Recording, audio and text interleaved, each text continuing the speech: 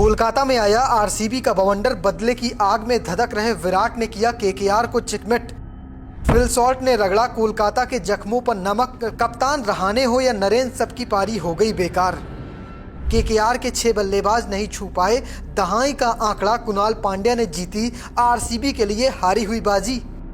IPL 2025 का पहला मुकाबला भिड़ंत होती है केकेआर बनाम आरसीबी की। ये मुकाबला खेला गया कोलकाता के ईडन गार्डन मैदान में और सबकी निगाहें इस बार आरसीबी पर थी। पिछले 17 सीजन निकल गए हैं खिताब की आस पर। 18वां सीजन सबको उम्मीद है जिस अंदाज में टीम बनी है, कुछ नई नवेली टीम में विराट कोहली एक नए रोल पर नजर आ रहे हैं। कप्तान बनाया गया है रजत पाटीदार को, वहीं दूसरी तरफ कप्तान थे अजिंक्य रहाणे। शुरुआत होती है टॉस से।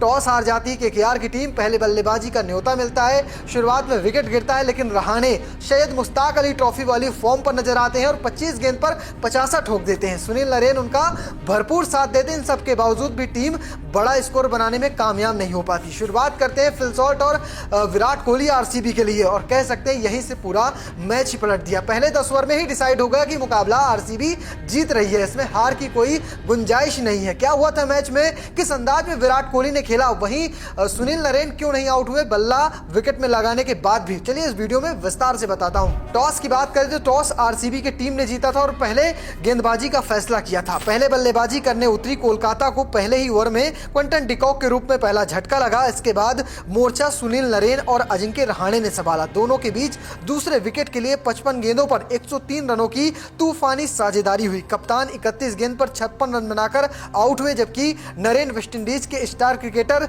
ने 5 चौके और 3 छक्के की मदद से 44 रन बनाए। इसके बाद केकेआर की पारी लड़खड़ाई और उन्होंने गुच्छे में विकेट गंवाए। अंगकृष्ण रघुवंशी ने 30, वेंकटेश अय्यर ने 6, आंद्रे रसेल ने 4, हर्षित राणा ने 5 रन बनाए, वहीं रमनदीप सिंह 6 और स्पेंसर जॉनसन 1 रन बनाकर नाबाद रहे। कुछ इस तरह से कोलकाता की टीम ने 20 ओवर में 8 विकेट खोकर 174 रन बना दिए। अगर बात करें आरसीबी की गेंदबाजी की तो कमाल की रही, कह सकते हैं हारी हुई बाजी जीती है। आरसीबी की गेंदबाजों की बात करें तो शुरुआत में जमकर पिटाई हुई थी, चाहे कुणाल पांड्या रहे हो, रशिक दरसलाम रहे हो, यश दयाल रहे हो या फिर जोश जलबुड, सबकी जमकर कुटाई हुई थी। लेकिन फिर क्या, रशिक दरसलाम ने सुनील नरेन को आउट किया, उसके बाद तो विकेट गिरना शुरू हो गए। कुणाल पांड्या ने 3 बड़े विकेट निकाले, अजिंक्य रहाणे को आउट किया, इसके बाद वेंकटेश अय्यर को आउट किया, रिंकू सिंह को चलता किया और कह सकते हैं कि पूरी तरह से आरसीबी की गेंद में वापसी करा दी। 2 विकेट जोश जलबुड को मिले, इसके अलावा सभी गेंदबाजों को एक सफलता मिली। रशिक दरसलाम हो या फिर यश दयाल या फिर सुरेश शर्मा, सबको एक विकेट मिले और कुछ इस अंदाज में आरसीबी के सामने अब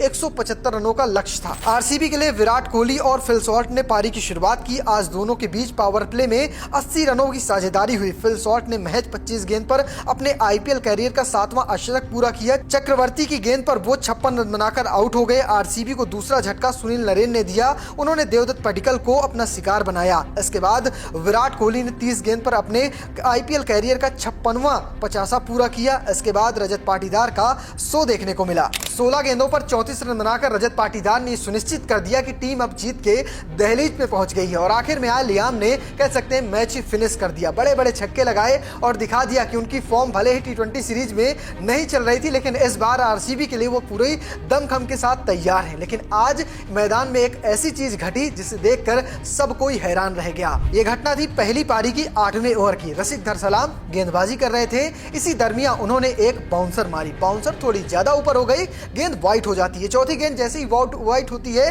इस दरमियान सुनील नरेन जो बल्लेबाज थे, उनका बल्ला घूमते हुए जाकर स्टंप से लड़ जाता है और इसके बाद भी किसी ने आउट के लिए अपील नहीं किया, ना ही एम्पायर्स ने आउट दिया। सवाल ये उठा कि आखिर आउट क्यों नहीं दिया गया। तो आपको बता दें कि एमसीसी का एक रूल है कि जब गेंद का एक्शन पूरा हो जाए, इसके बाद बल्लेबाज हो या फिर बल्लेबाज का बल्ला जाके स्टंप से लड़ जाता है या स्टंप गिर जाता है, तो उसे आउट करार नहीं दिया जाएगा। इसके पीछे का कारण है गेंद ने अपना एक्शन पूरा कर लिया, उस दरमियान कोई भी स्टंप में हरकत नहीं हुई है। इसके बाद सवाल यह था कि आज भुवनेश्वर कुमार को क्यों नहीं खिलाया गया। भुवनेश्वर कुमार तो कमाल की गेंदबाजी करते हैं, शुरुआत में तो वो काफी विकेट भी निकाल कर देते हैं, लेकिन कहा जा रहा है कि भुवनेश्वर कुमार को एक माइनर इंजरी हुई है। आने वाले समय में भुवनेश्वर को जरूर खिलाया जाएगा। फिलहाल आरसीबी के स्क्वाड ने, जो मैनेजमेंट है, उसने भरोसा जताया है कि यश दयाल को खिलाया जाए, जिन्हें 5.5 करोड़ रुपए में रिटेन किया गया है। वहीं रशिक दरसलाम को मौका दिया जाए। आज की पारियां कमाल की रही। विराट कोहली ने आज 59 रन बनाए, है और इसी के दम पर आरसीबी ने कह सकते हैं एक तरफा जीत दर्ज की है। अब ये आरसीबी की